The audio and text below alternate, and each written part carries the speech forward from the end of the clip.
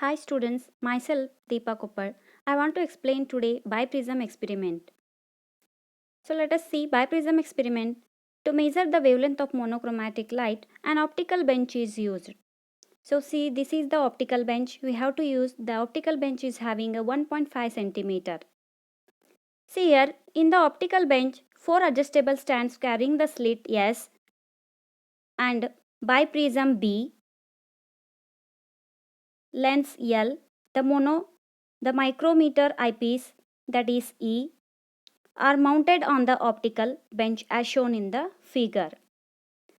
Next, the slit, which is initially the slit, biprism and the eyepiece kept at the same height such that their centers are in the same lines. Next, the slit is made narrow. The slit is made narrow and is illuminated by the sodium source, that is sodium vapor lamp monochromatic light.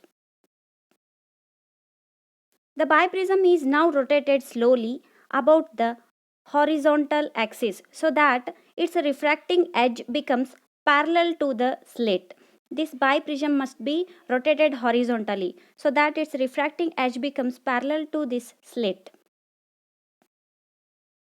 When the refracting edge of the biprism becomes exactly parallel to the slit, the interference pattern consisting of the alternate dark and bright bands appears in the field of view of the eyepiece.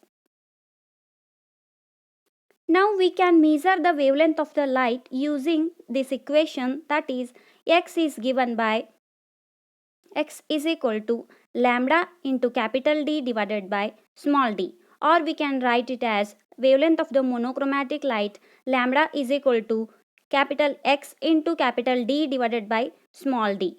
Here there is a capital X indicates that the fringe width, and the D, capital D is indicates that the distance between the slit and the screen. Next, small d is the slit width. Next, how to determine the or how to do the experiment by using 3 points. There will be the first one is the distance between the slit and eyepiece D, capital D, can be easily measured from the scale marked on the optical bench. That is shown by the distance between the capital D, which is the distance between the slit and the screen. We can measure capital D. Next, second point, the bandwidth, that is a x, or you can say that is a fringe width. X is measured with the help of the micrometer eyepiece. Next, the vertical crosswire in the eyepiece is adjusted at the center of the bright pin. Now this is how to measure the fringe width. The vertical crosswire of the eyepiece is adjusted at the center of the bright fringe here. The micrometer reading is noted here by using the eyepiece.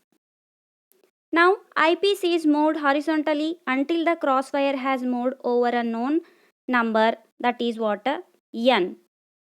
Here crosswire is moved and we have to note down the number n of the bright fringes. Again the micrometer reading is noted. The difference between the two readings of the micrometer gives the distance x.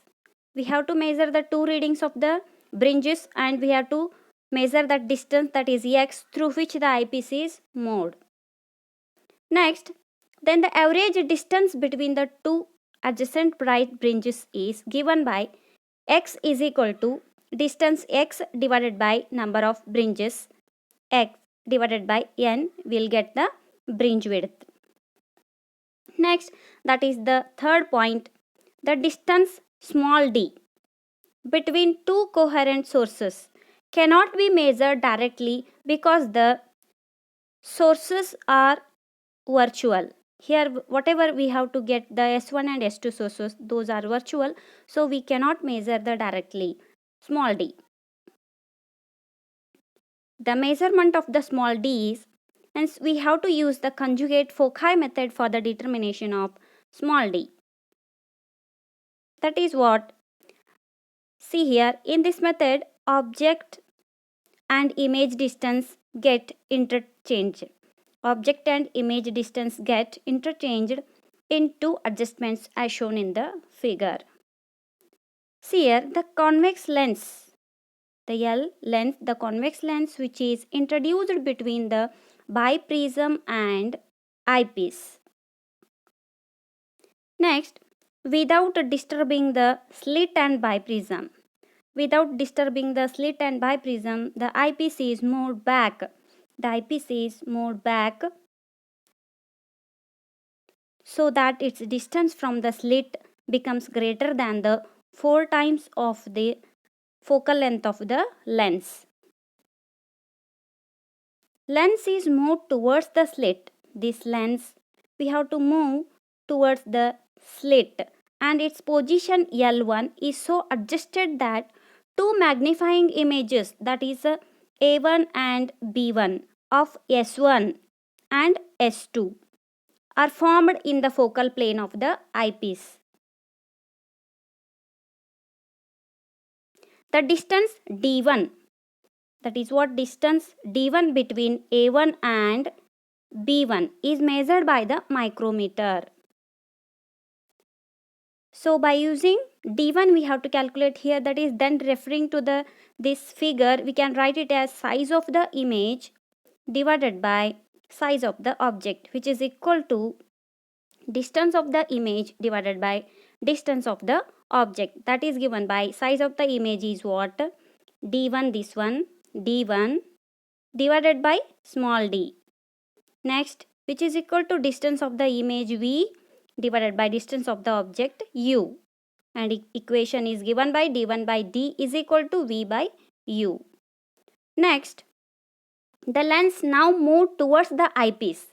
This lens now moved towards the eyepiece to the position, that is L2, where two diminished images A2 and B2 are from the S1 and S2 formed in the focal plane of the eyepiece. Next, D2, distance between A2 and B2 we have to measure by the micrometer. Then by the principle of conjugate foci, we can write it as the equation, that is second equation is what? D2 divided by D is equal to U divided by V. So equation first and 2 we get, that is the taking the product of the two equations, d1 into d2 divided by d square, which is equal to v by u into u by v. We'll cancel v and v, u and u, will get 1 here, that is d1 d2 divided by d square is equal to 1, then d square is equal to d1 into d2. Next, d is equal to root of d1 d2. Thus, by knowing the capital D, distance between the slit and screen, next fringe width x and small d slit width, we can calculate the wavelength of the monochromatic light, that is lambda is equal to capital X small d divided by capital D. This is what Biprism experiment. Thank you, students.